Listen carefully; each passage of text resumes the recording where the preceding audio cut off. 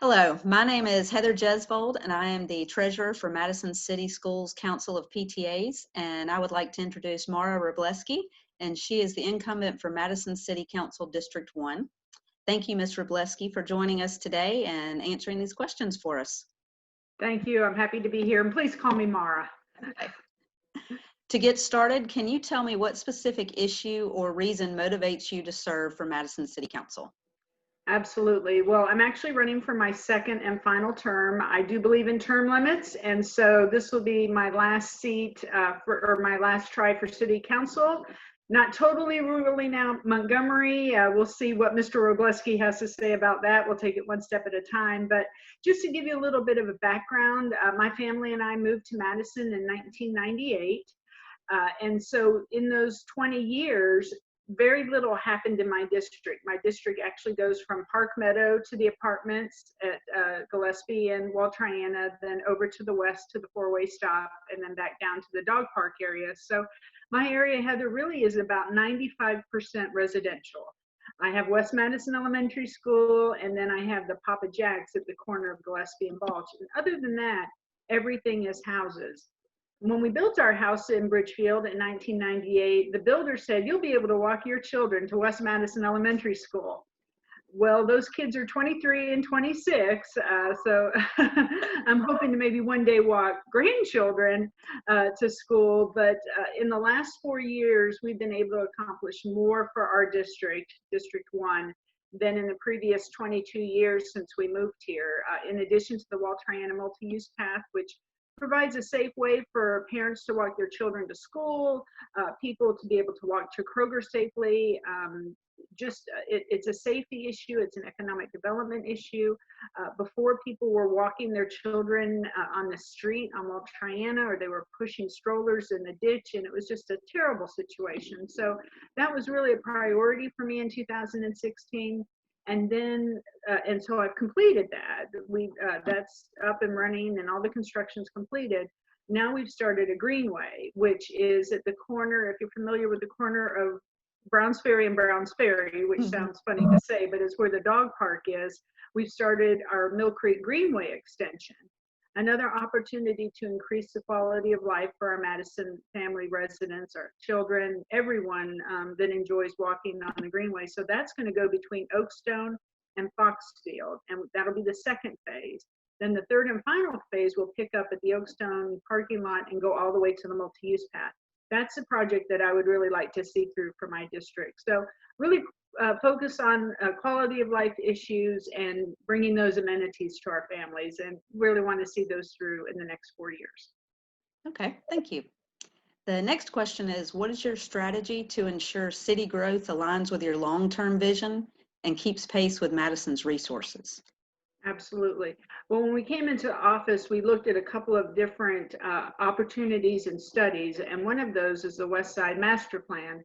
The West Side Master Plan is specific to our Madison residents that live in Limestone County. The first thing we wanted to accomplish was getting those property taxes to follow the students from those homes to Madison City Schools, not Limestone, Athens, and other government entities. So we were able to accomplish that. In addition to that, we have not annexed any acreage in Limestone County greater than 3 acres. And I think that's extremely important, that we have kept the size of the subdivisions to a manageable level in Limestone County. With regard to the Kaiser development, you know, that was a very well discussed development that's is going to go into the Kaiser Street area off of Sullivan. And I did not support that because the school system didn't support it, the area residents didn't support it, FAA said that they could lose federal funding, but all of those were critical. But one of the most critical parts of that piece was we were changing industrial land into residential land. And industrial land is just gold. I mean, it doesn't impact our school system. It doesn't create a drain on our resources. It doesn't impact first responders. And so I felt like changing that rezoning was not the right thing to do. And so I, along with the councilman for that district, Greg Shaw, did vote against it. So I think it's very important to look at what benefits our school system, what hurts our school system, and that is always a key in the decisions that I make. Okay, thank you. As a follow-up to that, how would you ensure that our schools are resourced for success? Absolutely. I just recently we were able to refinance some bonds, and that brought about $2.4 million to the school system. So from the city side, and a lot of folks don't understand how city and school, we work together, but we are separate entities. So we have a budget of about $35 million a year. The school system has a budget of about $130 million a year. They're huge, of course, employer in the city. Hundreds of people work at schools, probably I'm sure in the thousands range, really, with all of the schools together. And so even though we're joined and we're in a cooperative relationship, our boards are separate, our finances are separate, but we work together to support each other. And so some of the things that I've done individually in support of the school system is I've held 2 opioid forums, one at Bob Jones and one at James Clemens. And a lot of parents, particularly those of elementary school age children, may not realize the impact of this epidemic. And I really believe it is an epidemic in our entire nation and in the world. And for basic comparison, I just asked the chief for the most recent statistics. Last year, there were in 2019, there were 3 overdoses and 1 death. This year already, and we're not even through the year, and it's just been a horrible year in every regard anyway, and this just shows how it continues on.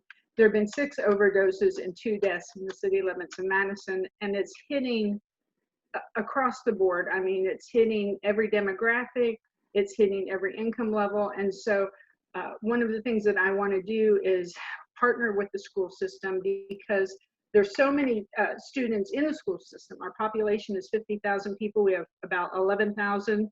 20% of our residents are in school. So I think by using the schools to increase communication with regards to things like this is just a win-win for both sides of the government. Thank you. The last question is, what message do you have for Madison families during this unusual time in history? Wow. There are a lot of terms. Unusual, I think, is probably the kindest. It's so, my husband and I were just talking the other day, it's such a difficult time, and we can't think of anyone that hasn't been impacted by this pandemic. I mean, babies that are born where grandparents and siblings aren't there, all the way to people that are in nursing homes and in hospice and they can't have their family. Even if people are retired, they're not able to go to their doctor's appointments. And so there's something to be said with everyone being impacted, that we're all in it together. I mean, I would encourage everyone to use every resource you can. I'm very thankful that the federal government gave that, I want to say stipend, but that's not the right word, but the stimulus to each of us to just help us, support the economy and use that to kind of invest back, and maybe particularly with regard to small businesses. We've been very fortunate in the city of Madison that we have not been impacted financially. Our sales tax over last July was up 12%. So July of this year was up 12% over July of last year. And overall for the entire year, we're up 14.6%. And I know a lot of folks are probably thinking, well, how did that happen? You know, so many businesses had to close. Well, if you needed toilet paper or canned goods, you saw that Walmart and Lowe's and Target really helped us financially. So we're very fortunate in the city of Madison that we've not seen the financial dip that a lot of cities in the United States have had. And our citizens are really invested in our community in many ways. I've been to Kroger and Walmart, and you probably have too, where everyone is wearing a mask, and people, we're all working together. We know that what I can do to help you, I can wear a mask and I'm going to protect you, and you're going to wear a mask and protect me, and we'll protect everyone around us. So I'm very fortunate that our community does have that kind of can-do spirit and in it together. And is able to have the resources to answer any concerns or questions they may have where they may need to go for additional help. Thank you. And once again, Maura, I appreciate you taking time to do this interview with me, and we wish you the best of luck. Thank you so much, Heather. It's been my pleasure. And just want to remind everyone to please vote on Tuesday, August 25th. Yes, thank you. Thank you.